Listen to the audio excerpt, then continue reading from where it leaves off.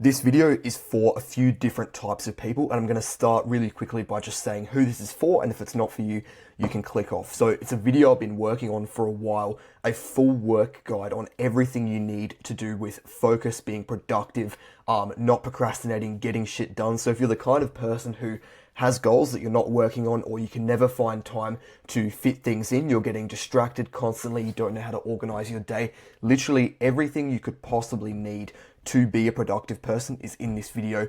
As you can see on this front page, I've built a YouTube channel to 1.36k subscribers in probably like a year.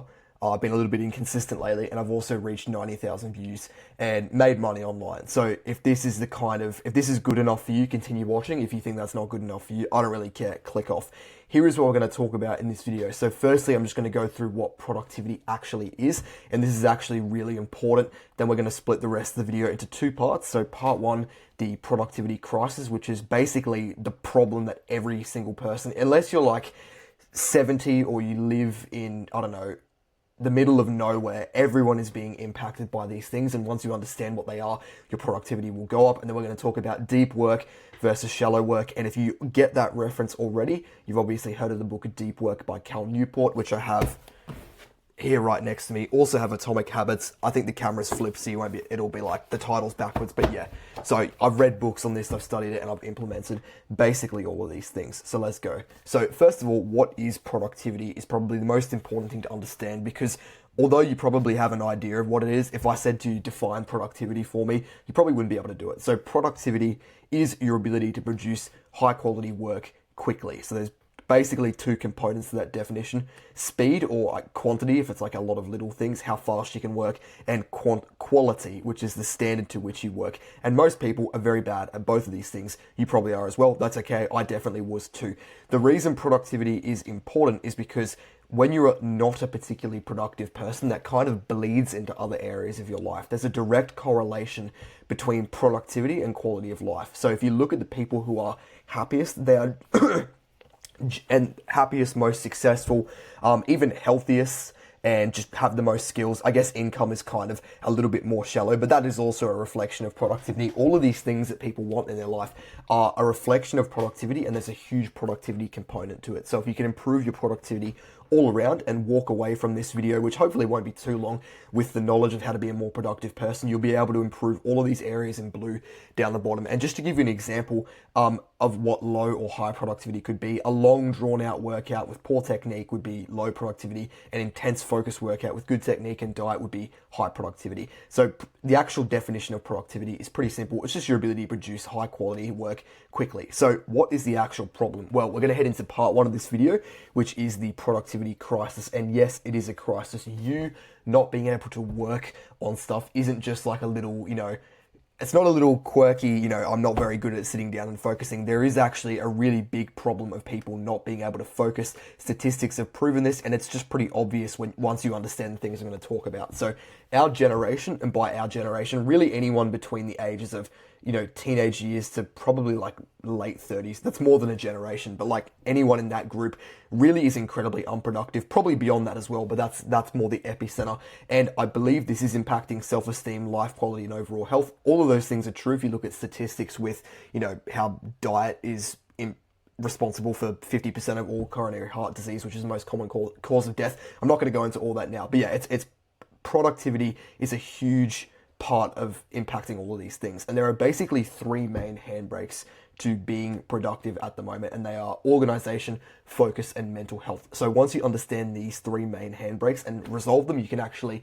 become a way more productive person, as we already established. That leads into bettering other areas of your life. So let's go straight into them right now. The first thing I'm going to talk about is organization, and I will say straight away, incredible disorganization results in extremely limited progress. So most people, I'm assuming you have some kind of desires, even if you haven't written them down exactly. Most people haven't even journaled on their purpose. They haven't even journaled on the things they want to do. So if your goals are for example, getting in better shape, getting this kind of job, learning this skill, you probably haven't even written it down at all. If you have, great, I'll get to you in a second, but most people haven't even done that, and then they wonder why they haven't actually made any progress. So what we're going to do are these four things down here, and before we go through all of these things, I would highly recommend you stop the video and do this right now. But if you want to watch the video in one whole block first and then go back and do all the actionable steps, that's fine. But what we're going to do is a thing called life journaling. So I just want you technically can do it on your phone typing if you want, but it's better to handwrite. Just grab a book like this, any old book, not one of these books, like a book with nothing in it that you can write in, unless you want to defame an actual book, but you probably don't want to do that. So just grab a random scrapbook, and I want you to write life journaling at the top and just journal about your life. What are the things you want to achieve? Be as unrealistic as possible. Where do you want to live? What stuff do you want to have? What do you want to be able to do? How many years do you see yourself living this life? It can be completely unrealistic. Just get an idea of the things that you want to do down on paper, and you'll find this is actually a particularly enjoyable thing. I don't actually have the book that I did this in at the moment. It's in the cupboard, and I can't be bothered getting up, because if I do, I know the camera will turn off or some shit like that. So when it's not worth risking it. But yeah, just write down all the things you want to achieve. And once you've done that, what we're going to do is look at the main things you want to do and establish your key tasks. So what are the things you can start working on right now? If the things you can start working on right now are maybe fitness related, maybe if it's YouTube, it could be posting videos. Just write down 3 or 4 things underneath all of this that you can actually start working on right now and discover your key tasks. So if you haven't heard of the 80-20 rule, it's also called the Pareto principle of productivity, and it's basically that 80% of results come from 20% of work. So for each goal you have, there is probably one key task to work on. So for me, some of my goals are growing this channel, working out more, and learning Russian is one of my goals at the moment. So my key task for each of those things, for getting in better shape, my key task is the gym. For growing this YouTube channel, my key task is what I'm doing right now, making videos. And for learning Russian, my key task is, I guess, talking to people or doing, there's a few key tasks for that, but just doing anything to like learn stuff and practice. I have a list of habits I do for that. So yeah, those are examples of key tasks. I want you to actually write down right now, or when you come back to this, the key task for each thing that you need to be doing. And then what we're going to do is we're going to go through these 4 things here, and we're going to make sure you have all of them. So the first thing you need to have to be an organized person is actual goals, which we've kind of already done. So just write down all the goals that you want to achieve. So you can split this any way you want. You don't have to have all of these things. Some people prefer weekly goals. Some people prefer monthly goals. Everyone should probably have yearly goals, and everyone should also have long-term goals. So from the life journaling you just did, you probably wrote down all of your long-term goals just in like a, messy scroll page. And you could probably break those down into yearly goals, so things you want to achieve at the end of the year, or if you're watching this in like November, that could be the end of next year or halfway through next year, just like a longer period of time. And then you can break those down into really whatever you want, weekly or monthly. Personally, I've kind of done both. I'm doing weekly at the moment just because I find it a little bit neater than doing monthly goals, because every month is kind of a different length. But yeah, just write down what your goals are for this year, and also give yourself weekly goals every single week, and we'll talk about how to do this in a second. The second thing you need to do to become a more organized person is to set routines. So most people have absolutely no routines at all. If you have read the book, what's it called?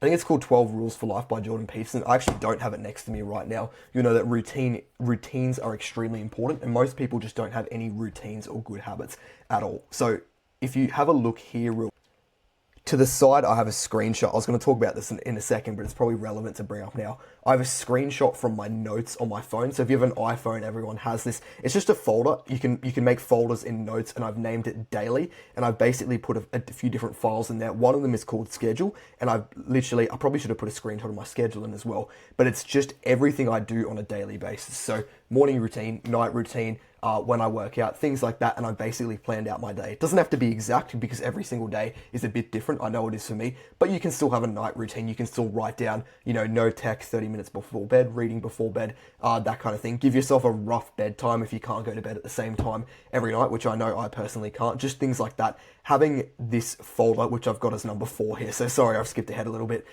Having this folder, just name it daily on your phone, and make literally 3 documents: purpose, schedule, work, is going to really help you. So for me, obviously you can see I have more than 3, but you can have a work folder where you write down all your work shifts if you're doing shift work.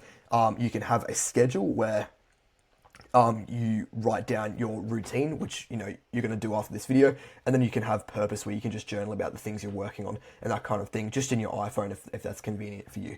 So yeah, So yeah, that's 1, 2, and 4 done. I've kind of skipped one, sorry. The third tip for being a more organized person is to plan tomorrow today. So basically 99% of people don't actually plan their days in advance, which I find kind of interesting. So because it's very hard to be a productive person if you don't actually plan your days. So for me, my laptop is actually sitting on top of my calendar right now, so probably not a good idea to get that out. But basically every night before I go to bed, I plan the next day. So I write down my goal for the day, then I write down what I'm going to do. So yesterday I wrote down that I was going to record this video at this time, roughly. I think I'm doing a little bit later than I said I was going to do, but oh well, that's fine. So basically planning the next day, the day before, is a really good habit to get into for being a more organized person. So a final tip I will give you on this is don't be a perfectionist. This is about making your life better, not worse. So for me, sometimes I can get into the habit of being really getting into perfectionism basically, and getting really angry at myself when I don't follow the schedule I set to the exact ladder, or I miss my goal by a few days, or I don't do my routine properly, or I break one of the rules I write down, like no junk food or something like that. I can get frustrated at that, and that just makes me feel worse, which makes me more likely to deviate and do other things. So don't be a perfectionist. Just remember, this is about making your life better, not worse. Just before we move on, just have a look through all that slide. You can pause it if you want, and just make sure you're doing all of those things before you feel fully satisfied that you're being an organized person. The second thing we're going to talk about is focus, and this is a really big deal because if you're concerned that you're not being productive, I guarantee you focus is a huge issue. So focus is basically your ability to concentrate on a specific task, and unfortunately focus is basically at an all-time low, which I'll explain why in a second. But yeah, focus is crucial to high quality work, and unfortunately you've trained your attention span to be absolutely terrible, and it all is to do with a thing called dopamine. So if you heard the word dopamine, which I think basically everyone has before, great, but you might not know what it is. So dopamine is what's called a neurotransmitter. It's a hormone. So a hormone, you've probably could name a few, like, testosterone, adrenaline, that kind of thing. They're basically chemical messengers in your body, and they all do different things. But dopamine is called the motivation hormone for a reason. So I'll explain how it works. Say, for example, you eat some food and it tastes nice, so it's pleasurable. Your brain is releasing dopamine because you've eaten that. Then let's say for a second you burn yourself, and obviously that's not pleasurable. There's a complete absence of dopamine because that's not a pleasurable thing at all. The difference between those two things is that one of them, eating, is necessary for survival, and burning yourself is bad for you. So the thing that is good for you is going to release dopamine, and the thing that is bad for you is going to not release any dopamine, or not as much dopamine.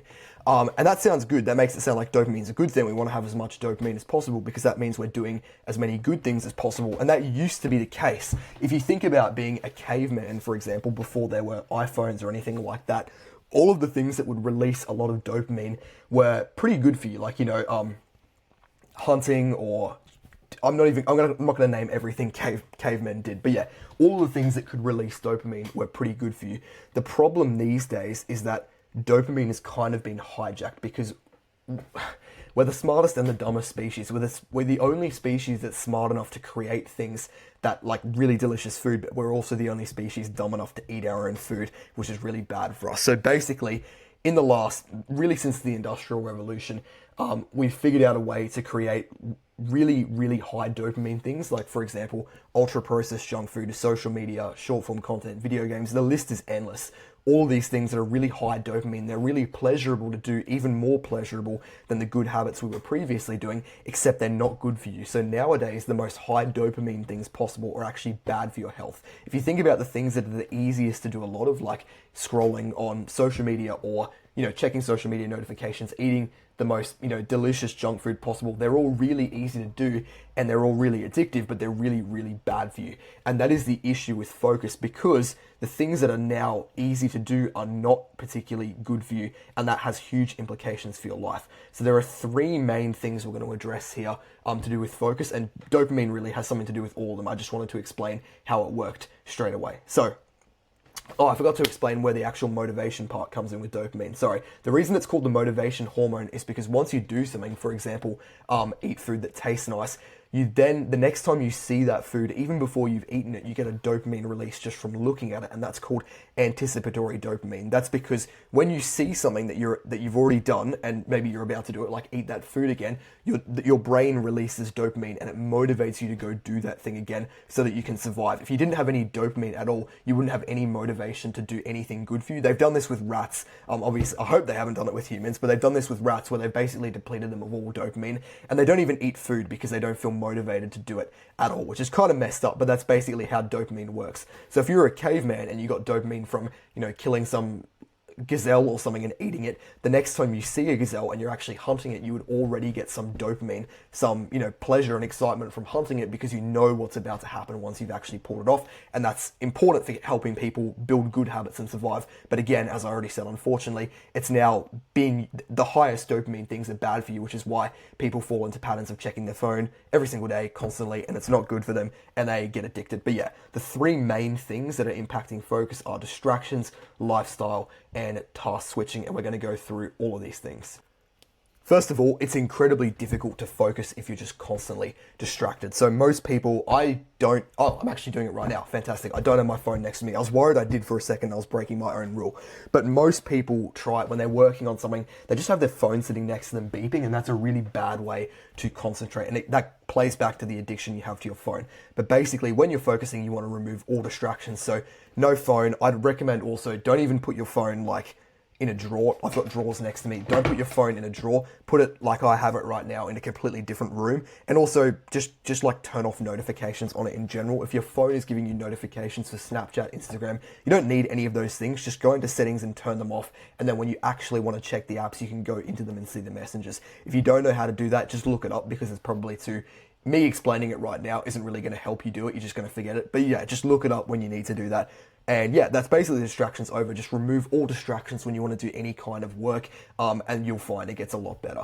The second thing impacting your focus is lifestyle. So there are three main things I'm going to talk about that are in regards to lifestyle that are impacting your focus, and those three things are short form content, that's what SFC stands for, sleep, and diet. So short form content, as we know, as you probably already know, is not really good for you at all. But what you didn't know is that it's actually conditioning your brain to receive very quick hits of dopamine. So when you're swiping on TikTok or something like that, and I don't know how long the average TikTok is. You probably spend like 2 seconds on each one until you find one you like. You're basically conditioning your brain to get very quick hits of dopamine in very quick succession. And what happens, as anyone who watches a lot of TikTok or something knows, is when you try and watch a longer form YouTube video, or God forbid, when you try and read a book, it's impossible. Like, especially reading. I've seen people, not seen, that's kind of weird. I know people who watch a lot of TikTok and then they've tried to read a book and they literally just can't read it. They read like the first paragraph 3 or 4 times and it just doesn't sink in because they literally can't focus on it. They've trained their brain to get stressed when they're trying to focus on something. And the reason for that is, I'm not actually 100% sure why. It's probably something evolutionary where if you're constantly receiving quick hits of dopamine, your brain is primed for like, reflexes to survive or something like that. And when you try and read it or anything that's longer and doesn't give you that same amount of sharp dopamine, you'll go into a low dopamine state and you don't feel good, and so you can't really do it. I'm not 100% sure on the actual science behind that, but short form content is bad for you. It destroys your attention, and that's been proven. The second big thing is sleep, and that also is to do with technology, because technology is a huge impactor of people's sleep. If you think about the average, person who's 20 these days compared to people from thousands of years ago, cavemen or whatever, that's more than thousands of years ago, but you know what I mean. Sleep is extremely bad right now. Most people don't actually sleep 8 hours a night. That's been statistically proven. Basically everyone is chronically underslept. Probably not me, but I reckon I'd be close. I'm better than basically everyone at sleeping. So the rules for sleeping are, I think I'll go through them more on the next slide actually, but basically most people are very much undersleeping. They're not sleeping enough. They're not sleeping well enough because they're drinking caffeine at like 4 p.m. and they're on their phone before bed, which is terrible for sleep. And the third thing impacting your focus in regards to lifestyle is diet. So basically, I'm going to talk about how to improve all these lifestyle things on the next page. But effectively, if your diet is terrible, if you're eating an ultra-processed diet that's high dopamine, it's high in, chemicals, emulsifiers, sodium nitrate. I could go through a whole list of things that are in a lot of foods you eat that you don't even realize that are bad for you. But basically, any kind of junk food is very bad for your focus. The more junk food you eat, the worse your focus is. So yeah, we'll just leave it at that for now, and I'll go through how to actually fix that on the next slide. The third thing impacting your focus is task switching. So for example, say I was writing an ebook, which I'm doing right now at the moment. We'll talk about it at the end of the video, and I'll put something in the description.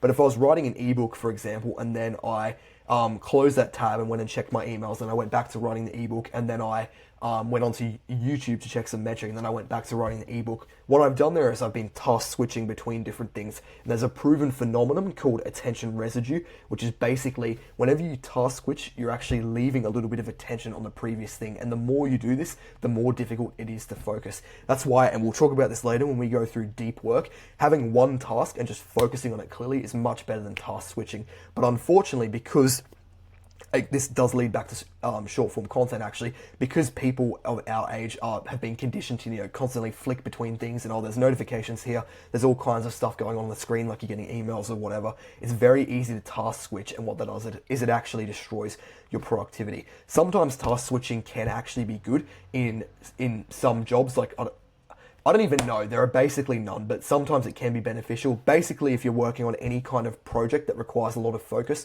don't task switch. Task switching is for when you're doing shallow tasks, like you're going email, that kind of thing. And even that is technically still one thing, because you're just checking all your emails in one go.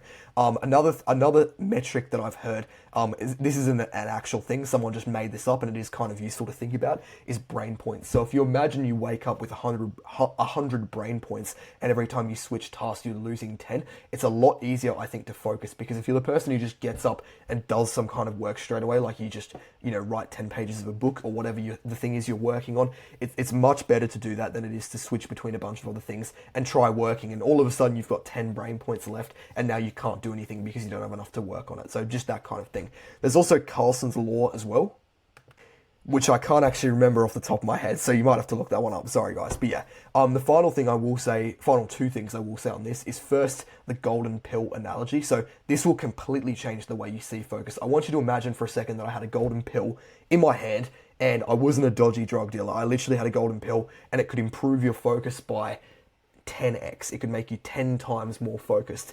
So you're going to make more money in your life, you're going to be happier, you're going to have better social skills, you're going to be able to learn things faster, etc. Because it's going to 10 times your focus. That applies to literally, that goes off into everything in your life. How much do you think people would pay for that if I literally had a golden pill that could do that? And there were no side effects as well. Imagine you knew for a fact it wasn't dodgy. I think people would pay people already pay thousands for medication. I think people would pay tens of thousands, if not millions, for a pill that could literally 10x your focus. You agree with that, right? So if I had a pill that could do that, you would pay a lot of money. You probably, even if you didn't have that much money, you'd probably pay at least $100 or whatever you had for a pill that had no side effects, that just 10x your focus for the rest of your life. Forgetting all of the dodgy stuff, just pretend it's actually a thing that can happen. You would pay thousands of dollars for a pill that could do that, when in actuality, you already have that pill. You already have a pill that can do that, except it's not a pill. It's just doing all of these things that we've already talked about in this video. If you turn off notifications on your phone, you put your phone somewhere else, you stop watching short form content, you improve your sleep, you start eating clean, and you don't task switch, you already have that golden pill where you'll be 10 times more focused. And now all of a sudden you probably think, well, I don't really want to do that stuff. You've just admitted people would pay thousands of dollars for that pill, and I'm giving it to you for free in this video. So just think about that for a second. You already have the means to do all the things this golden pill does for you, except it's just highly addictive, and you don't like the idea of not doing these things. So just think about that for a while, because it will actually help you. And the actionable step for this section of improving your focus, is what I call a dopamine detox. So I've already made a video on this, which I'll have in the description below, but basically a dopamine detox, which you've probably heard of before, but if you didn't know, it's basically abstaining from a bunch of high dopamine habits. So not watching short form content, eating clean, getting off social media just for a short period of time to reset your brain, because people find that it actually helps them concentrate a lot more. And I can say personally that I have as well. So I'm not going to go into that now, but I'll have it linked in the description for when you want to actually do it. I've got a full video on it. That's not too long, so it should be helpful. And also improving your sleep as well, which we'll talk on the next slide. So I'm just going to give you a bonus real quick for improving your lifestyle, because I think that's kind of a big deal when it comes to improving your focus. So First of all, improving your sleep. And by the way, guys, if you haven't hit the subscribe button yet, definitely scroll down and hit it right now. If at any point in this video you want to pause it and take a screenshot to get all the things on the screen so you can go back and look at it later, that's absolutely fine. In fact, I'd recommend it. So, improving your sleep. The first thing you want to do is a consistent time. And obviously, not everyone can do an exactly consistent time, like, 10 p.m. every single night. If you can't do it, that's fine. Just try and be as consistent as you possibly can. Don't be a degenerate who stays up until 3 p.m. playing video games. That's absolutely disgusting that people do that. But yeah, if you do shift work and you can't always get a consistent time, that's absolutely fine. It's not ideal, but I'm personally like that, so it's okay. And you want 9+ hours in bed if possible. What a lot of people don't realize is everyone's heard get 8 hours of sleep, but 8 hours in bed is not the same as 8 hours of sleep. If you go to bed at 10 p.m. and get out of bed at 6 a.m., that's 8 hours. Yeah, it is. That's 8 hours in bed, but it's definitely not 8 hours of sleep because you're not asleep the whole time. It took you a bit to fall asleep after you got in bed, and you probably woke up a few times in the middle of the night. So it's probably more like 6 3/4 hours of sleep if you lie in bed for 8 hours. So what I'd try and do is stop focusing on how much sleep you're getting and try and focus on how much time in bed you're getting. And I'd recommend 9 hours if possible. So for example, you can go to bed at 9:30 p.m. and then wake up at 6:30 p.m. That's not particularly difficult to do. I think most people could do something like that, probably, if they did their best, and that'll be a lot better. You also need to have a wind down routine. So if you think about the people who got the best sleep, which is probably cavemen before we had any of this bullshit that distracts us so much. They didn't have any screens, they didn't have caffeine, they didn't have any ultra stimulating things before bed, unless some other tribe attacked them or something like that, in which case it's probably good that you don't get any sleep, because if you did get sleep, you'd die. But yeah, they basically didn't have anything that could keep them up, whereas nowadays people are on their phone scrolling before bed, they're drinking caffeinated drinks late in the afternoon, etc. And all of this stuff is stopping them from going to bed. So what you need is a wind down routine where before bed you don't touch any screens, ideally don't have caffeine after midday, and you just read before bed or something like that. That can help you go to sleep. Also, make sure your environment matches your circadian rhythm. So your circadian rhythm is basically your body's way of regulating every 24-hour period. So sleep, when you're hungry, anything like that. And the way your body does this as a diurnal animal, you're not nocturnal, is it uses dark, cold, and quiet to signify sleep, and the opposite is obviously wakes you up, so like heat, sunlight, etc. So if you think about it, a lot of people go to bed and they haven't optimized these things. They've got an alarm clock that's bright, which I used to have one actually. It's right, I don't know if you can see that, it's right here. I've turned it off because it used to keep me awake at night. But yeah, anything that's like bright, even having your overhead, I don't know if you can see that, having your overhead light on like at 6 p.m. Is not good for your health. That's actually been proven. It's a fairly recent thing. If you think about the light that's on the ceiling of your room, turning that on at like 9 p.m. before you go to bed, it's kind of like the sun, and it's making your body think, it's tricking your body into thinking that it's actually more daytime, even though your body knows it's 6 p.m. Even though your brain knows it's 6 p.m. and you're kind of tired, that's tricking your body into thinking that the sun is right above you. Because think about thousands of years of evolution. You can't just get rid of that because we now have indoor lights. So I'd recommend don't turn the light above you on at night. Just use a lamp if you have to, or red lights are even better, or just no light. And yeah, try and make your room as dark, cold, and quiet as possible. And when you need to wake up, get sunlight into your eyes, start moving straight away, put yourself in an alert state, and yeah, heat, light, and noise as well. If you can listen to some music straight away when you wake up if you want, that can help you wake up. But yeah, that's enough for sleep. Again, if you need to pause the video and go through it, that would be great as well. Really quick on diet, the healthiest things you can eat are just meat, plants, and animal products. Obviously, if any of the above things are highly processed, like if it's like salami or like I don't even know like custard or something, you might say, oh, it's animal products because it's dairy. Not really, because it's super processed. So any of those things that are really processed, exclude them, but just like fairly, everything's processed. But if it's not ultra processed, if it's just like fairly natural plants, meat, animal products, those are the healthiest things. Those are the things we used to eat before the Industrial Revolution. Those are the things that other animals eat, and they are also the best for focus, particularly meat. I find a lot of people do better on keto when they're trying to focus, which is like reducing carbs, and there's a lot less carbs in meat than there is in plants and other things as well. Other things that we're about to talk about. As far as like bread, pasta, rice goes, those things can cause a bit of a carb crash, which can help people not focus. They're not particularly unhealthy, but yeah, I'd recommend maybe eating them later in the day rather than for breakfast, just because you can eat them after you've done the most important work. And yeah, some people do tolerate carbs better than others, where they don't not focus. And not all carbs, it's not bad for you. I don't think there's anything particularly wrong with those things. Although if it's like ultra processed white bread or white pasta, that might not be particularly healthy for you, particularly if it's got a lot of additives. But yeah, just watch those things. And obviously junk food is terrible for focus. I'd recommend you don't eat it, or if you do, eat it at end of day only, or restrict it to like, a few days a week or something like that. Most people eat junk food all day, every day. You probably have cereal for breakfast, which is just really, that's one of the worst things you could possibly have. There's actually, I saw, it might have been England, I'm not sure which country, but there was actually a petition with a large amount of support to start putting, how cereals in like blue, pink boxes, like it's like colorful. There's like a picture of a monkey on the front. Like it's designed for like kids to look at it and go, oh cool, I want to buy that. Even adults too, you know what I mean?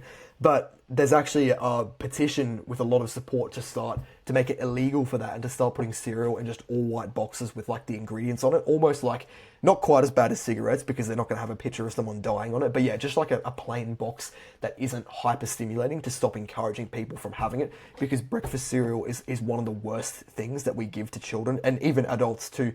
And nobody really talks about how bad it actually is. It just has so many chemicals and sugars and additives in it, and people have it. A lot of people, probably like 30% of all breakfasts involve like breakfast cereal. I don't know, that's just a guess. But so many people have that, particularly children before they go to school, and they can't study, they can't focus, they can't do anything because it's just bad for them. So yeah, and fasting is also overpowered. If you don't know what fasting is, it's basically not eating. If you wondered why breakfast is called breakfast, it's because you're breaking the fast being the 8 hours of sleep you had where you didn't eat at all. So fasting is good for some people. I personally like it. I guess some people hate it because they don't like being hungry. But just waking up and not eating for the first few hours and getting all the work you need to do done can also be useful for some people. And the final thing we'll talk about for improving your lifestyle is content consumption. So basically everyone, I was going to say a lot of people, but basically everyone optimizes their content consumption, the videos and stuff they're watching on YouTube, TikTok, Instagram, any social media like that people consume on. They're basically optimizing for cheap dopamine, which is pretty obvious when I say it out loud. You click on videos that look good and you think they're going to be entertaining. Stop watching that stuff. Stop just watching crap like short form content that doesn't even make you feel that good. It's just really, really palatable and easy to watch. And I'd recommend you actually start optimizing for education. So when you look at videos, start watching videos that are actually going to be useful for you. It doesn't mean you have to completely rule out all entertainment at all. If you want to occasionally watch some kind of entertainment, that's fine. But just have that weight. If you find it really difficult to stop watching entertaining shit that you don't actually like, and you want to start watching more educational stuff, just have the mindset that you're going to wage war on cheap dopamine. If you just do it in like a cute way where you think you're just going to stop watching it and then you catch yourself on it swiping again, you need to actually consciously remind yourself that you're waging war on this kind of content, and that's what you're going to eliminate. So that's bonus one done. The third handbrake we're going to talk about now is mental health. And this is extremely important to productivity and in general just for your life. But I think mental health is one of the biggest things impacting people's productivity. So I'm going to keep it fairly simple here because there's a lot to unpack, but I will have some stuff in the description that I've worked on before, videos that I've made that could help you on this if you want to check that out afterwards. But basically there are three main mental blocks to your productivity when it comes to mental health. And I've put it into three things just to keep it as simple as possible and to give you the most return on investment in the shortest amount of time. So the three things are self-esteem, mindset, and bandwidth. Self-esteem is basically your self-worth. It's kind of a difficult thing to define. A lot of people confuse like self-esteem with like ego or happiness. Like they don't really know what it is. It's just your sense of self-worth, how much you think you're worth. And a great way of looking at that is how difficult would it be for you to lose hope for the future. So say you had some kind of goal and things weren't going right. If you found it really, really easy to keep pushing through because you had hope for the future, you probably have high self-esteem. But a lot of people they start running into obstacles, like maybe they're trying to lose weight and it's a bit difficult, they eat some junk food, or whatever, and they find it so difficult that they just give up because they lose all hope for the future. That would certainly be an indication of low self-worth, because it's very easy for you to lose hope for the future. Having hope for the future is such an incredibly important thing, and a lot of people don't have that because they have very low self-esteem. And don't worry, because we will talk about how to improve that on the next slide. But that's the first thing, and that's one of the most important things for productivity, because when you're working on some kind of long-term project, like everyone has at least one long-term project they want to do, even if they haven't started it yet. Maybe it's a gym, maybe it's learning an instrument. It could be literally anything. You have something in the back of your mind right now. And having hope for the future is so incredibly important, because long-term projects are long-term. They don't just happen. You have to work on them over time. And if you don't have hope that the work you're doing now is going to pay off, you're just going to go back to short-form content or anything like that that is high dopamine and feels better. So self-esteem, very important. The second thing is mindset. A lot of people have a terrible mindset when it comes to work.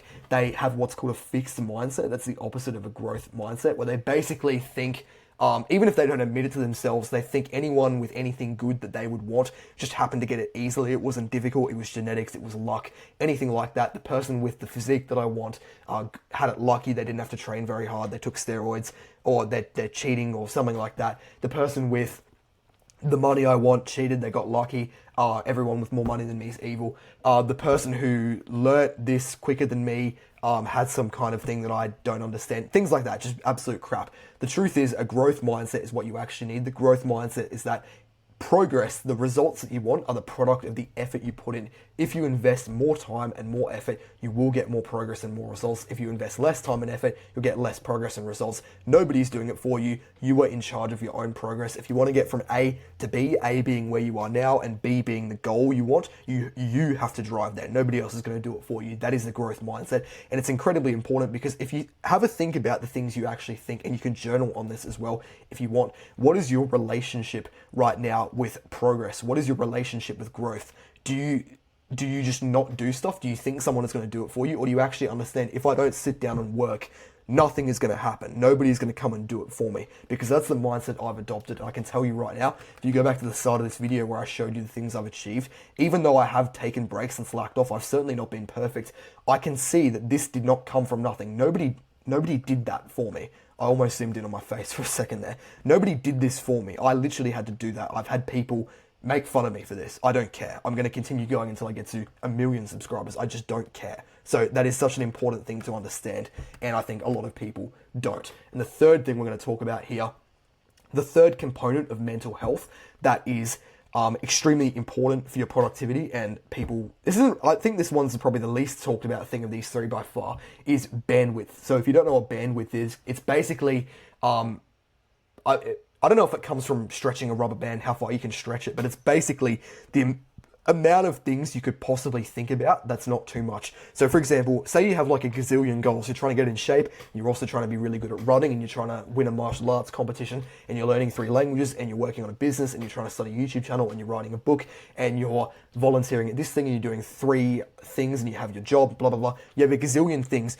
Your bandwidth is stretched so thin that you can't really make that much progress in any of them. Like, that's just hearing me say that probably sounded exhausting. But the thing is, think about your life right now. Think about all of the things that you're doing. You've got this kind of drama, you've got this person you're dating, you've got these friends that are annoying, you've got your job, you've got so many different things that are stretching out your bandwidth.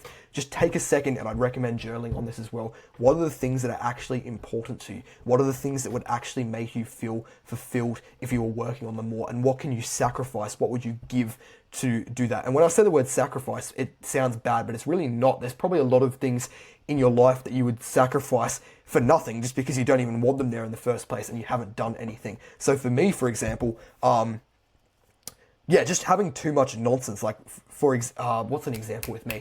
Like having I'm so happy that I can't think of anything. You have no idea how happy me not being able to give you an example just made me, because I've eliminated so much crap from I have just thought of an example there, but I've eliminated so much crap from my life that I actually can't think of an example on the spot to give you of my bandwidth being stretched thin. But yeah, the example I would have given you would have been probably from a year ago, where I just had friends that were just shit. Like, not all of them, but like a few of them. And it was just annoying, like having their messages on my phone where they just be being absolute dickheads. But yeah, things like that. It could be friends, it could be family, it could be things you're thinking about. It's just too much nonsense. It gives you anxiety for a lot of people when you have too much stuff on the go. I know for me personally, having too many social media apps, it's not anxiety or anything. It's just like I get like a worried feeling that I've accidentally put something on my story. I don't know if anyone else has that as well, but like 1 or 2 times I've just accidentally put like a random photo of the floor, like I've just taken a photo or like of the inside of my bag just when I grab my phone and accidentally put it on my story. I don't know if that's a thing other people have done, and doing it twice has made me worried whenever I like put my phone down. Have I accidentally put something on my story? And the solution to that was just to delete the apps because they're not really useful at all. So that's just something to consider as well. And before we move on to the bonus, I promise you, I just want to give you this. Imagine you right now, or hopefully this isn't you right now, but for a lot of people it is, and that's absolutely fine. If you do have low self-esteem right now, we're going to fix that in a second, so don't worry. But imagine you with low self-esteem, you don't think hard work will pay off at all, so you don't want to invest any time into projects, you procrastinate, you have tons of anxious thoughts, all of these things. Imagine that version of you versus the high self-esteem version of you, the version of you with extraordinarily high self-esteem, which is a good thing. Don't let anyone tell you that's a bad thing. There's nothing you can't achieve. You enjoy hard work and you're too important to give a shit about dumb shit. You just don't care. When someone is, kind of rude to you, like if I've had someone be rude to me at work, I just don't care anymore. When I started working, I'd probably ruminate and think about that for like 2 hours afterwards. I just don't care anymore. Like when I told someone to do something a few weeks ago and he didn't listen because he said it was some sign that he didn't follow, and I said, have you seen the sign? He turns to me and says, I can read, and I just literally looked at him until he did it, and I forgot about it like 2 minutes afterwards after he left because I just don't care. I don't care about dumb shit anymore because I have high self-esteem. So now that we've gone through all that, let's talk about improving your self-esteem. And I'm actually planning on making a full video on this, but I think if we can go through all of this in 90 seconds, it'll be super useful for you. So the higher your self-esteem is, the easier doing difficult things is, the easier it is to have hope for the future that everything is going to pay off, and everyone wants that. Don't let anyone tell you, by the way, there's this kind of, I don't even know what it is. It's not even cute, but I was going to say it's like a cute modern idea of having like low self-esteem is a good thing. Having a low view of yourself is good. It's humble. It's actually not good at all. It turns you into an asshole. It makes you not productive at all. You don't like yourself. Self-esteem is different from arrogance. The world would be a better place if everyone had extraordinarily high self-esteem, because what would happen then is nobody would be rude to each other over stupid shit to tear each other down. Nobody would feel hopeless. We'd have no suicides really at all, because self-esteem is, I think, a huge part of that. Everyone with high self-esteem would just move on from whatever issue was making them depressed or anything like that. We'd have so many things would be fixed. And as long as you're not arrogant, as long as you have a student mindset where you're willing to learn, you're willing to listen to people, you're willing to have an open mind, then it's okay. Once you start having a closed mind and stuff, okay, that moves into too arrogant, and that's bad. But having high self-esteem is good. Don't let anyone tell you otherwise. And also, if you think about it, we talked about dopamine before. When you have high dopamine, like for example, you're really amped up and you're ready to hit the gym, it's easy to do difficult things. And when you have low dopamine, just like the ruts in the experiment I told you about, you don't really want to do anything. Sometimes some of the people, hopefully not you, but if this is you, it's okay, you can work on it. I don't want to make anyone feel bad. But yeah, if you're at a really, really bad level in life where you're not even doing basic things like brushing your teeth, like goblin mode, that's just because you have completely depleted dopamine levels. You've absolutely fried your dopamine and you don't feel motivated to do anything. If you imagine how dopamine works with you being motivated, self-esteem is kind of the same thing, but with doing difficult things. So the higher your self-esteem is, the easier it is to work on long-term difficult projects without losing faith in yourself. So that's basically how self-esteem works, if you want to use an analogy comparing it to dopamine. Dopamine is to motivation, as self-esteem is to indulging in long-term projects. Indulging is the wrong word, but you know what I mean. So first, we've definitely gone over 90 seconds. We're going to smash through the rest of this in 1 minute. First, you need to change your beliefs around what's normal. What our idea of normal, as in like what's okay, what's the usual thing people do, is not good at all. So it's not normal to think I could never get to that level. It's not normal to think successful people are somehow different. It's not normal to think anyone but you is in control of your destiny and what you achieve.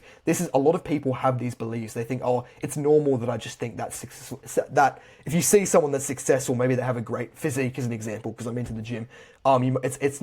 You might think it's normal to go, oh, he probably just has something I don't. It's not normal to think that. just because everyone does it doesn't make it normal. It's not good to think that. You shouldn't think that somebody who has something you want got it in a way that you can't get it. Anyone who has something you want, you can get that. It's not normal to think anyone but you is in control of your destiny. Don't think that you don't have responsibility over your own life. Don't think that you have to please your parents or your family or your friends or anyone like that. It's up to you. And it's not normal to think I could never get to that level. If you're learning, for me, like I learn languages, if you're learning a language and you're kind of all right at it and you see someone that's really, really good at it, don't let yourself think I could never get to that level. None of these things are normal. So whenever you think these things from now on, tell yourself, just because everyone else does it doesn't make it normal. That's not normal to think that. It's not productive or helpful to think that. So don't have any of these beliefs at all. And that's not a quick fix, but once you start telling yourself this, whenever you catch yourself thinking any of these things like, I don't think I could be as successful as this person, I think he has something I don't, those go back to a fixed mindset, and it's not normal to have any of these things. And if we want to move into actionable steps for improving your self-esteem, first things first, trophy room mentality. You can, even if you want, you can make like a notes file in your daily thing called self-esteem. I didn't really talk about this before, or you can call it trophy room. You can lock it with a password as well so nobody knows what's in there, and just stack wins. So a trophy room mentality is basically, you know what a trophy room is? It's just a room full of trophies. It's a room full of things you've won. A lot of people don't think about the actual achievements they've had. The quickest way to get more self-confidence and to feel better about yourself is to stack wins, is to have that trophy room mentality. Think about all the good things you've achieved. So yeah, making that file and just writing down all the things you do, adding one thing every single day. I did 10 push-ups even when I didn't feel like it, etc. And just looking over that will over time improve your self-esteem. I know it certainly has for me. I didn't do that exactly, but just having that mentality of thinking about all the things I've done that basically no one else my age has done, all the things I'm going to do, all the things I'm working on, is really, really good for your self-confidence. The second thing is just to recognize hater energy for what it is. A lot of people get really upset when someone, like imagine if you were just in the shopping center and someone came up to you and said, fuck you, or something like that, and walked off. Like, that doesn't make any sense at all, but just imagine it happened. You'd probably ruminate on that for like days afterwards. Like, be honest with yourself. If someone said that, it probably would get to you. You'd be thinking about that for a while. For me personally, I don't give a shit. I would forget it as it was being said. I didn't used to be that way. I would remember it. But just things like that, if you ruminate on those things, that's a sign that you have lower self-esteem. And obviously that's a bit of a silly example, but more practically, it's things like someone being rude to you in the workplace, one of your friends being rude to you. Maybe it's one of your friends that's not actually a friend, tearing you down a level. They go, oh, you know, they just say something rude to you. I don't know. I'm not going to give an example, but I don't have to give an example for that. Use your brain. You probably can think of something that someone said to you, but just recognize that whenever anyone says anything rude to you, don't try and justify it. Don't think, what have I done for that? Like, self-reflection is good, but don't think, oh, everything is my fault. If someone was rude to me, it's my fault. That's often not the case. If someone just said something dumb to you that doesn't make any sense, like they made some joke about you not being invited to something, generally, if you didn't find it funny and you don't have autism or something like that, it's probably because they were just trying to be rude to you and make you feel bad. So just recognize that for what it is. It's them trying to take you down a level because they feel insecure. And I have actually made another video on the 3 laws of dealing with negative people, which I'll also have in the description. I recommend you check that out as well. That's the second thing. Third thing is just self-care. You're a Ferrari, not a tricycle. You're not a Honda Civic, you're a Ferrari. Imagine that's you. Sounds kind of dumb, but yeah, just imagine that's you. You wouldn't put normal fuel in a Ferrari. You wouldn't take a Ferrari to a normal car shop to get it fixed. It needs premium care. So stop eating shit food, stop wasting time, stop doing dumb things, actually take care of yourself. You should be getting 9 to 10 hours in bed. You should be eating clean food. You should be exercising 1 or 2 times a day because that's just the person you are. So you need to have an identity change as well. Alright, so that's the first part of this video done. If you're still watching at this point, guys, and you haven't already, definitely hit the subscribe button because it really makes me feel better about all the work I put in for free to help you guys. But let's get straight into part 2, deep work versus shallow work. If you haven't read the book, by the way, I'll put a bunch of book stuff in the description of things that you can keep watching after this video, but I would highly recommend you read that. So, first of all, Part 2, the 2 types of work states. And once you understand this, you're already in like the top 1% from watching the first half of this video. Once you understand this, you'll easily be in the top I don't even know, 0.01%, because there's basically nobody that understands everything in this video. And once you do, you'll either be a person that is successful or you'll be the person who's on their way to being successful. You can't be the person who watches this and just isn't successful at all, unless you're, I don't know, deaf or something. Even if you're deaf, you can still read the screen. A deaf person could watch this video and be successful, so you have no excuse. But the two types of work are shallow work and deep work, as we talked about before. Shallow work is basically low effort, low produce, it's easy to replicate. Things like let me move this out of the way. Checking social media, answering emails, chores, formatting, like if you're writing something and like the text is like the wrong size, like moving things around, things like that. Logistics, like organizing stuff. I don't even know what logistics could be. So many different things, like anything that doesn't fit into these. It's like messaging people, organizing stuff, writing this thing down in the calendar, things like that. They're just shallow work. Anyone could do them. You could do them distracted, that kind of thing. The other type of work is deep work, and this is the much rarer type of work, and it's much more high leverage. So it's high effort. It requires more concentration. It's high produce in that when I say produce, I mean it produces more, and it's difficult to replicate. It's not something that's just easy to do without concentrating. You could do it sleep deprived. You could do it on medication, that kind of thing. So deep work is recording, for example, recording a YouTube video, researching for a project, writing a book or an essay, strategic problem solving in a particular thing, interviewing or counseling someone, things where you're completely focused on the person, you don't have another thought in your mind, you're in complete flow state, and they're difficult to replicate. And if you did a lot of them, like hours and hours in a day, you'd like get very mentally drained because it's deep work. The issue, before we go on, actually, I'll just explain the issue. The issue is that there's a complete absence of deep work, particularly with people of our generation, because whenever you're doing a deep work task, if you're doing one at all, say, for example, you're writing a book or an essay, maybe you're studying, maybe you're doing a test, you're writing an assignment, anything like that, which everyone has done because everyone is either in school or went through school or university. So say you're doing that and then your phone's going off with notifications, so you're checking that. While you're writing the assignment, you're like changing the font size and just dumb shit like that. You're answering emails. You're just doing a bunch of other stuff. You've got multiple tabs open beeping at you. Things like that. The shallow work tasks should never, ever interrupt deep work tasks, but unfortunately that is what happens a lot of the time because people are just constantly distracted and can't focus on things. And even if there is no actual distraction, like there's no phone next to them, oftentimes people just have such poor focus, which we talked about before, that they actually get up and go get their phone to check it and things like that because they simply can't sit still for long enough to work on something, that they have to go get they're craving dopamine from something that it's like a soft addiction. I don't even know why social media is called a soft addiction. It's a hard addiction. It's extremely addictive. But anyway, the first thing we're going to talk about, I'll just go back to this actually. We're going to talk about these three things here. I've put flow state in gold because it's the most important part of deep work. But if you watch this video to understand, let me move this out of the way. If you watch this video to try and become a more productive person, this is the most important part of the video, flow state, because this will help you actually focus more on a specific task. So in the first part of this video, we talked more about the actual handbrakes to productivity. Now we're going to talk about how to, aside from the handbrakes that are slowing you down, we're going to talk about more the accelerants, the things that are going to speed you up and make you more productive. So the golden rule of deep work is flow state. If you don't know what flow state is, it's basically where consciousness and the task that you're doing are completely merged. So for me, for example, right now, the task I'm doing is recording this video and my consciousness is completely merged with this. I don't have really I've probably had like 2 random thoughts this entire video, which is pretty good. I don't have any other thoughts. I'm completely focused on what I'm doing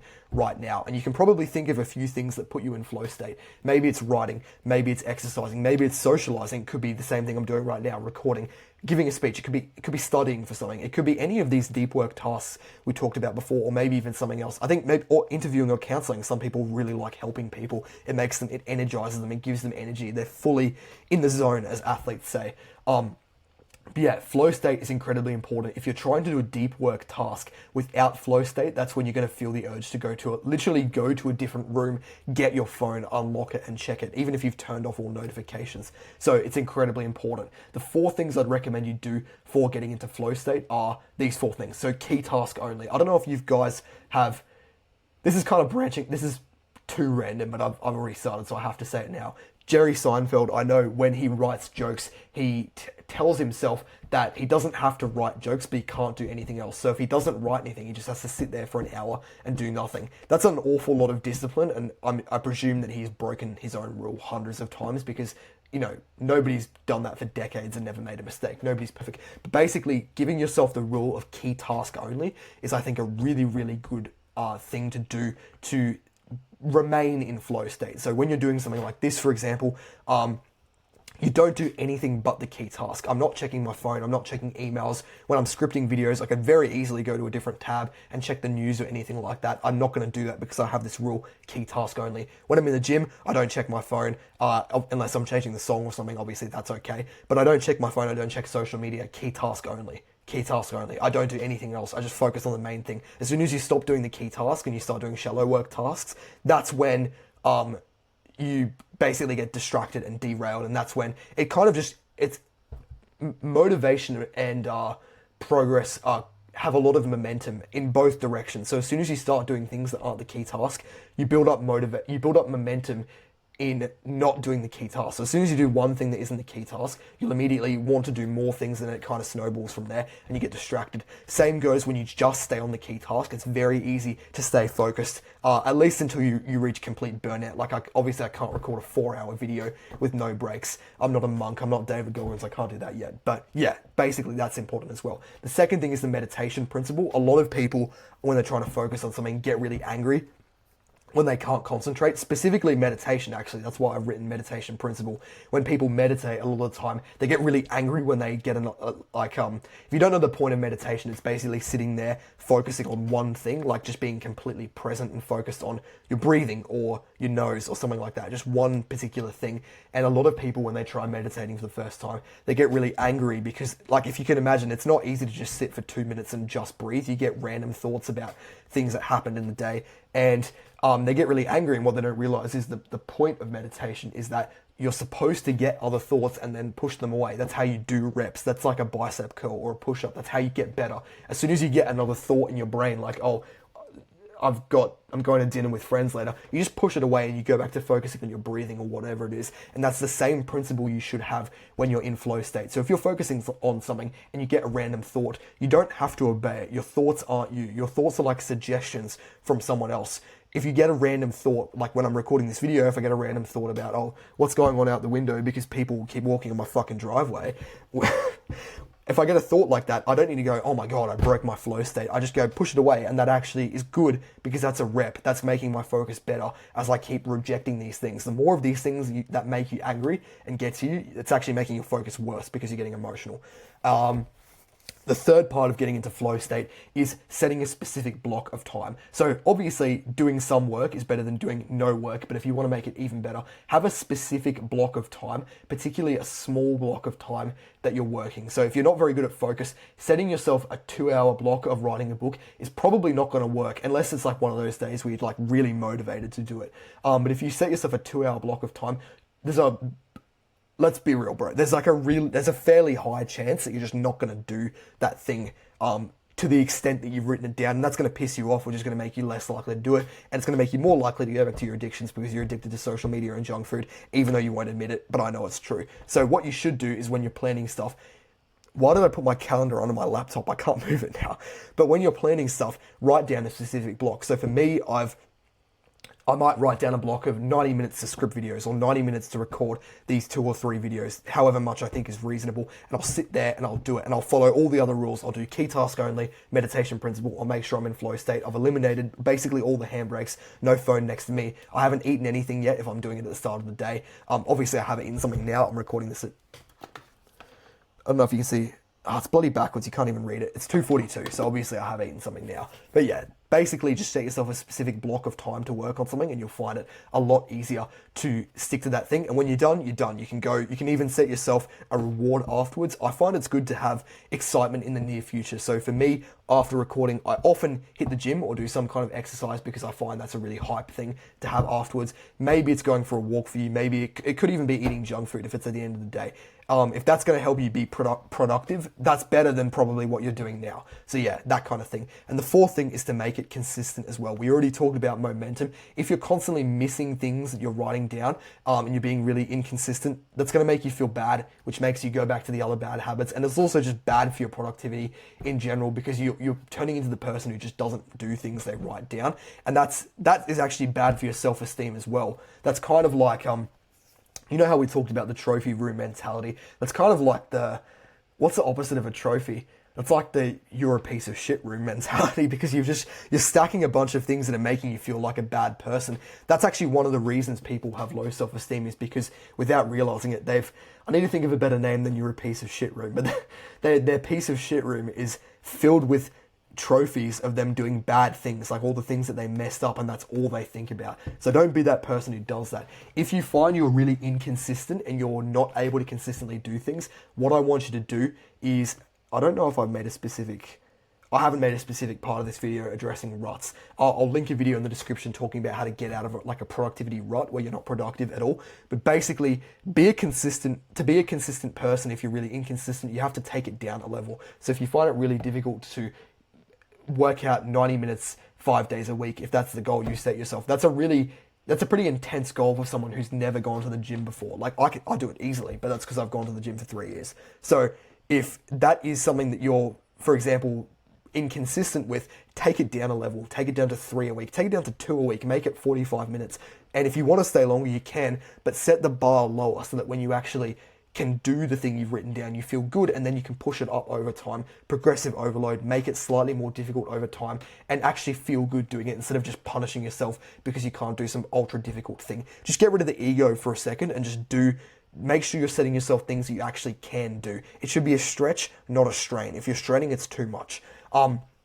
And just remember, nobody's going to do the work for you. We talked about this with mindset, but I think a good thing to remember when you're sabotaging your flow state, when you're checking notifications, just remember the only person that's punishing, unless you're like an ambulance, unless you're like a first responder saving someone's life, in which case checking your phone while they're dying is going to affect someone else as well. Unless you're in one of those jobs, no, it's only affecting you. You are the person who it's affecting. So when you check your phone, that's -1 productivity point for you. When you break flow state, that's unless it's like having a thought and which you push away, that's good. That's +1 point. But when you just, stop doing it to go check something else, that's -1 point. When you're inconsistent, that's -1 point.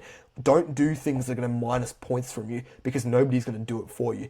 And the final thing I'll say on flow state before we move on to hyperproductivity is, don't sacrifice your deep work blocks with shallow work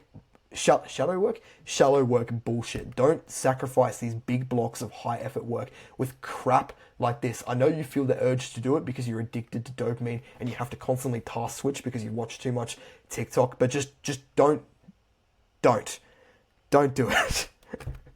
Alrighty. Hyperproductivity. We'll go through this really quick, and this is a good page to actually screenshot the screen on, but these are basically advanced tips for productivity. I'm going to try and go through these as quick as possible. If you have any questions about these, comment below, or you can email me as well, or add me on Instagram, and I'm happy to talk to anyone. But basically, my advanced tips for while you're working are eat the frog. Eat the frog is basically, it's kind of a weird thing, but it's a metaphor where if you had to eat a frog before dinner or after dinner, you'd choose to do it before, because it's just weird. It's better to get it out of the way. That is a productivity thing. So just do the difficult things at the start of the day rather than the end of the day. It's just better to get them out of the way. We already talked about brain points and task switching, so I'm not going to talk about that again. And keeping excitement in the near future, already talked about that. Having something you look forward to after the hard work is a really great way to live. Obviously, it might distract your flow state a little bit, but if you have something good, but chances are your flow state's going to be a little bit distracted anyway, so that's good. Also, alertness, don't be dull. A lot of people try and work against their circadian rhythm. They work when they're tired. So if you're going to wake up and work straight away, don't just get out of bed in your dark, cold bedroom and start working, like trying to write something down on paper when you can't even see, because you haven't even woken yourself up yet. So go outside, move, listen to a song first if you have to, get some light in your eyes and actually make yourself alert to where you're sharp and you're working on something. As far as improving your work goes, I'll be honest, I think this data collection one might be the only thing in this entire video that I haven't actually personally done, which I'm pretty proud of myself to say. This is the only thing really that I haven't done in this video. Data collection, I've just seen some people do it where they have a notes thing like on their phone, like how we talked about notes folders. They just have one called like deep work. I think I actually have made one since I haven't really used it yet, and every day they just put like a little note in there of what they did right, what they did wrong, and help them like become a more productive person. I've never personally done that, so you can consider that if you want. Yeah, I'm not going to go into that one. Progressive overload, already kind of talked about that. That just means setting yourself slightly more difficult things every single day. It's a gym term from like increasing the weight over time so you can become more strong. That's basically what you want to do to make sure you're not overloading yourself too much and giving yourself too much to do, and then you get demotivated. Essentialism is kind of like key task only. It's basically focusing, it's also to do with bandwidth. It's basically focusing on less things but getting more goals. So rather than having 15 goals that you haven't really thought about and you haven't even written down that you're trying to work on, just set yourself 2 or 3 things with each having 1 or 2 key tasks, and you just work on them, and you'll find you'll make so much more progress than having a bunch of crap that you don't really care about. Workplace optimization basically means if you're wherever you're working, so maybe you're writing a book at your desk, get rid of your phone, get rid of anything that might distract you, take anything you don't need off the desk, and just have a place that's absolutely, just take a look at where you're working. Use all 5 senses, don't use taste, that's kind of weird, but just have a look at where you're working, listen, what sounds are distracting you, what things are most likely to distract you, and get rid of them. It could actually be useful for you to journal on workplace optimization, kind of linking 2 things together there, to have a think about what is actually getting in your way and making you distracted, but yeah, do that as well. Journaling is also really good, just in general. I don't really know how to talk about journaling. I've already said so much about journaling, but yeah, journaling is really good. If you journal on your problems and things you need to improve, that can be super useful. And the things that you basically need to remember or else are identity equals action is the first thing. If you have the identity of someone who doesn't keep their word, low self-esteem, isn't successful, can't achieve anything, fixed mindset, it's going to be very hard for you to invest time that's difficult for you. It's like out of your comfort zone, you don't normally do it, into long-term projects that you don't think will pay off. So remember, you need to, before you start going into your Alex Hormozy product, I don't even know, your hardcore productivity routine, don't do that as the person who, I broke my flow state just then, you watched me do it. Don't do that. Give yourself a slap if you've done that this video. Don't be the person who has the identity of someone who can't achieve the things they're working for and then get angry when you can't achieve it, because it just doesn't work like that. And also, don't forget your goals. I have my goals written down right here on the desk, which you can't really see. But yeah, I have them written down in a bunch of different places, on my phone, in my book, on my desk, on my home screen. Not anymore, I changed my home screen to something else. But yeah, I have them written down in a whole bunch of different places so I can never not see them. I think some people just forget their goals, particularly when you're changing your identity from that person who didn't really do shit. It's really easy to forget your goals, and then when you become the person who is actually good at remembering their goals, you want to write your goals down even more. So just write your goals down, because that's where you're going to end up in the end anyway. Really quickly, I'm going to go through managing shallow work tasks. There's not really a good spot I can put this thing. I'm going to chuck it over here. This is for managing shallow work tasks, because obviously you do need to answer emails, you do need to do chores. You don't really need to check social media, but if you want to, how do you actually do all of these things without destroying your productivity? Basically 5 really easy rules. First is purge. Get rid of anything you don't need to do as much as possible. You don't need to check social media 18 times a day, or whatever average is. It's like 20 times a day. It's probably more than that. It's probably like 30 times a day. You don't need to do it 30 times a day. Check it 4 times a day. So if you purge all the things you don't need to do, great. You just have less stuff to do all of a sudden. You don't need to check your emails 6 times a day. Check them twice a day, or something like that. The second thing is schedule. So for me personally, I schedule a block. Maybe it's like 30 minutes, maybe it's an hour. It depends on how many things I have to do, called shallow work tasks, where I literally batch, which is the third thing. I batch all of my shallow work tasks together. So that's when I check my phone, obviously, at the end of the day as well. But if it's like 1 p.m. I'm doing my shallow work task batch, that's when I check all my emails. That's when I respond to all of my emails. That's when I do any chores. Like if I have to load the dishwasher at some point in the day, I'll just do it then, because it's easy to get it out of the way. If I have to, unless I'm in the kitchen earlier, then I might do it then. You know what I mean? If I have to plan things, if I have to write up like a leave form to submit to work because I've got something I want to do in a month and I need to have the day off. Anything like that, just shallow work tasks. I can't even think of more examples. You think of things that are just easy to do. Call someone, for example. Call someone because I have a nail through my car tire and I need that removed. Just put them all in the one block, batch them together, and get them all done in the same time. Don't be the retarded person who does them all throughout the day at random times and destroys their productivity. The fourth thing is delay.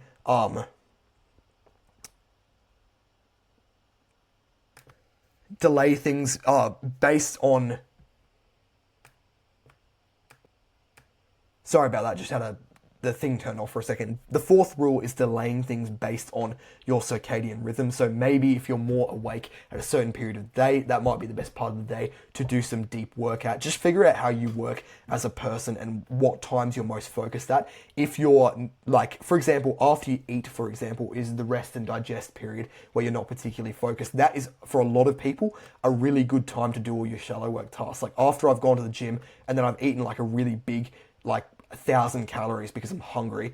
After then, when I've got brain fog because I've eaten some carbs and that kind of thing. That's a really good time to call the places that I need to if I have to, book in my car to get fixed or anything like that. Do all those things in one go because you don't need to have focus for that. You can just power through them, and then you can reward yourself afterwards by going for a nice walk or something like that. So that's a really good thing. It's also called the Swoboda something law. I've forgotten the acronym, sorry, but yeah, it's a law of productivity as well. The fifth and final thing is just habit stack as well. So for example, you can make a lot of these shallow work tasks more pleasurable. For example, if you need to load the dishwasher or hang up clothes or anything like that, you can listen to a podcast or a YouTube video or anything like that at the same time. When you're doing just try and find ways to make all these things more pleasing. If you want to answer emails, you can take your laptop outside and work in the sun when it's cold. Just do things that make them a little bit easier and more efficient. And yeah, you'll find it's easy just to batch all these things and get them out of the way. A lot of people use. Actually, I'll do the example first. So for example, checking your phone or checking emails, delay it to a certain time, for example, after eating, and then do a bunch of phone tasks at the same time. That would be an example of following all of these rules.